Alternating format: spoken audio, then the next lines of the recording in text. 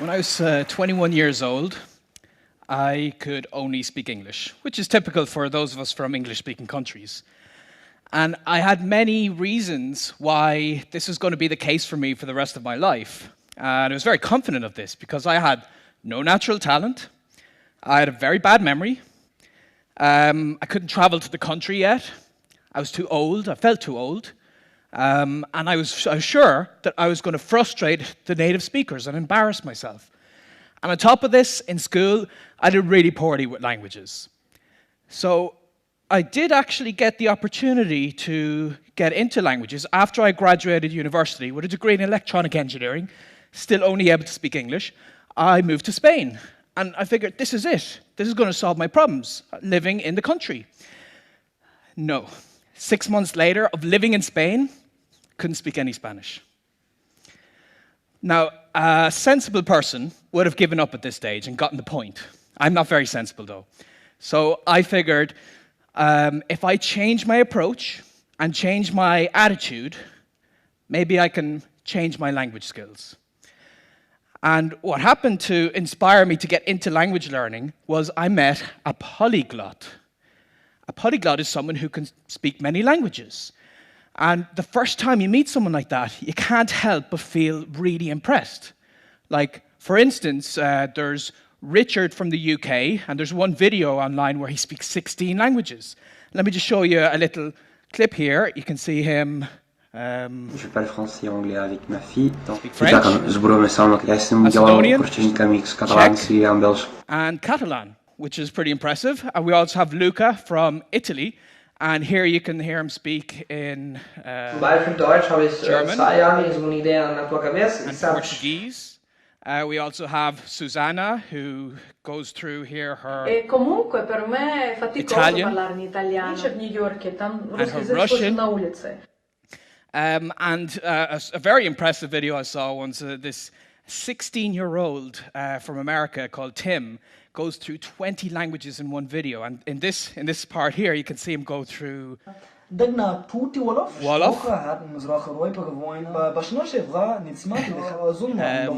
Yiddish, Hebrew, Arabic, Turkish, Swahili, and Hindi. So, wow. I met someone like this and I was so impressed. I thought to myself, you know, I want to be like that. But the reason I wanted to be like that is because I wanted people to think I'm smart, to be impressed with me. And I met this polyglot at the start of my time in Spain, and with this very superficial motivation, just because it would be cool to learn a language, I failed. So what I discovered after those 6 months is one of the biggest problems we have in language learning, but we don't know it, and that's motivation. A lot of us start with the wrong motivation to learn a language. We're learning the language just to pass an exam, to improve our career prospects, or in my case, for superficial reasons, to impress people. And what I found is those polyglots I've just shown you in the video, the reason they're learning the language is because they're passionate about that language. They're passionate about the literature and the movies and being able to read in a language and, of course, to use it with people. And when I changed that priority of using the language with people, I was able to learn the languages myself.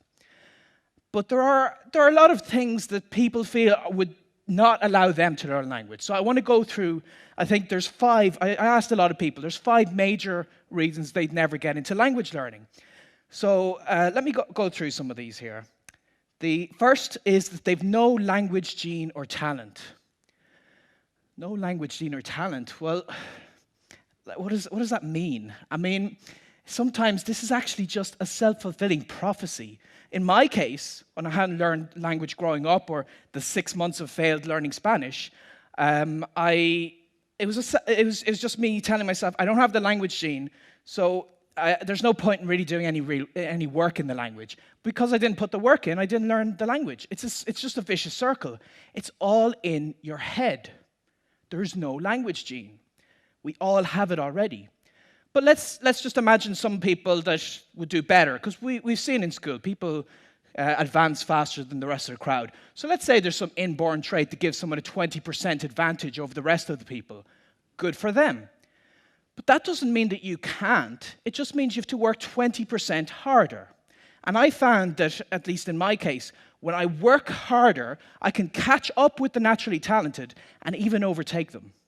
So not having talent is not a good excuse. The next reason is that you're too old to learn a second language. And I certainly felt this myself, because up to 21 I didn't learn a language. And a lot of us feel that children their brains are hardwired to learn languages better. But is it really neurology at play here, or could it be the environment in which the child is learning the language? Well, a study at the University of Haifa in Israel actually found that under the right conditions, adults are better language learners than children. It sounds incredible, but it's about your environment, it's about your motivation, it's about the enthusiasm and encouragement you get from other people. And when you think of it, adults tend to be studying dusty old grammar books and doing boring exercises, whereas children are playing in the language, they're having fun in it. So I found that when I changed this to live through the language, not making it about studying the language, but living the language, then I was much more successful. So you're not too old to learn language. I've met people in their 60s starting to learn language and being successful with that. The next excuse people would have is that they can't travel to the country right now. Now, maybe 20 years ago, this would have been a valid excuse, but nowadays, the world is smaller than you think. Thanks to the internet, we can connect with native speakers from across the planet, and you'll see that in a lot of cases, they might want to learn your language, and then money isn't even an issue, because you teach them a little and they teach you a little. But even forgetting the internet for a moment, a lot of us live in cities or towns that are more international than what we think. And when I was traveling in America, I made it to Columbus, Ohio, of all places, to meet this very interesting polyglot called Moses. And he does what he likes to call leveling up, where he'll go to some public place and just see if he can find some foreigners and practice the language with them. And I joined him when we went to a mall in Columbus, and the two of us managed to practice 12 languages. And just here in this clip, you can see he goes to his Cantonese and his Cambodian. And you can see the guy really appreciated them trying. So you can learn a language anywhere. And I wanted to push this to the limit. My most recent project, I went to the middle of Brazil, of all places, to learn Egyptian Arabic. And I succeeded because even though there were no Egyptians around me, I got on Skype and I talked for 1 or 2 hours a day, and I managed to go up towards conversational level. So no, not being able to travel to the country is not a good excuse. The next one people might give is they've got bad memory for learning all that vocabulary. And this was certainly what I felt, because when I first tried to learn Spanish, I'd get a big list of words, I'd try to go through them, and I forget them very quickly. But research on memory capacity has found that it's better when you revise these words with the right frequency. And there's this technique called spaced repetition, where you learn the word, you revise the word just before you would forget it. And it looks something like this forgetting curve. The red line is what typically happens when you first see a word, but to get it into your head and stuck there permanently, then just review it to make sure it goes, review it 1 day later, then a week later, and then a month later. And there are apps on your smartphone, and there's free programs you can download that help you time all of this. So that's great, but you can learn the words faster and better if you combine this with an image association technique. So for instance, let's say I wanted to learn that the Spanish word for to fit is caber. Well, what if I imagine then that it's barely possible to fit a bear in a cab? Caber is to fit. So you do this for a lot of words, and it actually gets very easy with time, and you can learn vocabulary instantly. So no, having a bad memory is not a good excuse. Next, and I think the most important one that people always say is that they're going to frustrate native speakers. And this is just so not true.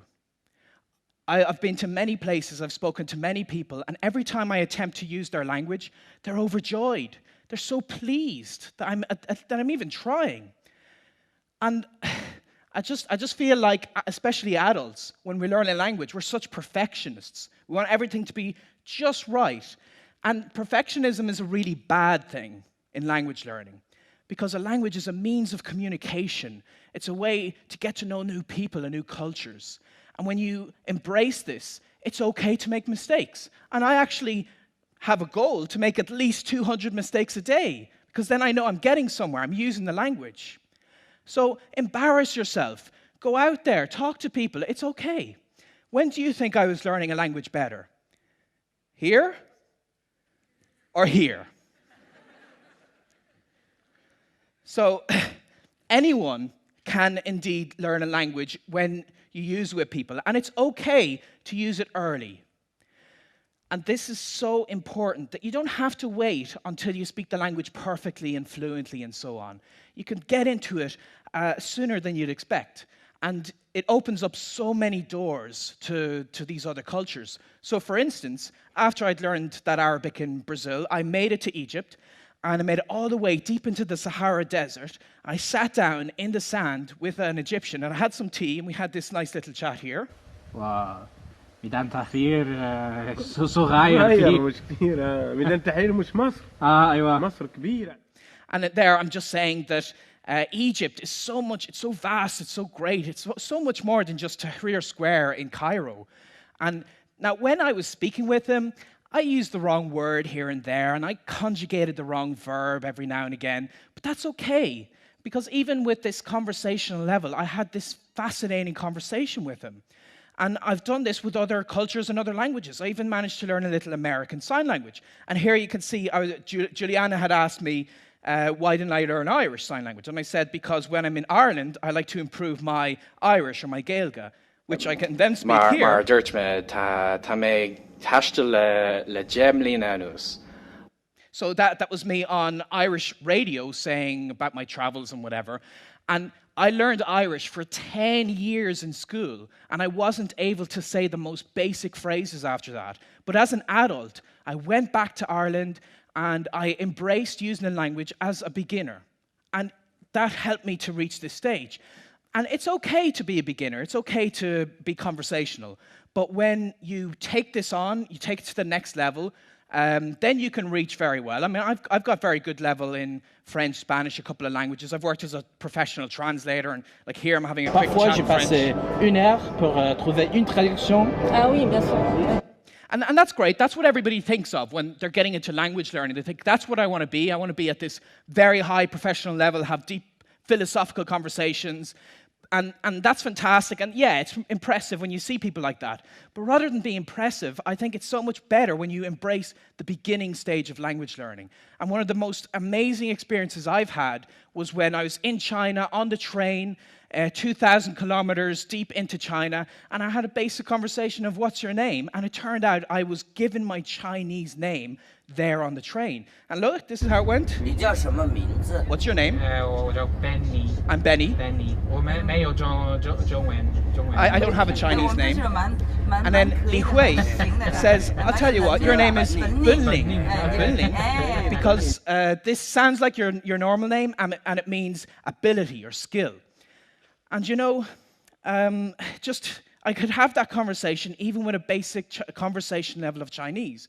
And I do have the ability, I do have the skill to learn language, but I always did. We all always do. And the reason I have this skill is not because I was born with it and others weren't. It's a decision I made. And the problem a lot of us face is we feel that we're better studying and preparing for speaking a language someday. Because if we do it too early, the world would end from all this frustration we cause people. There are 7 days in a week, and someday is not one of them. I say, rather than see if the world will end, a whole new world will begin if you try to learn a new language. So I hope you'll give it a try. Thank you.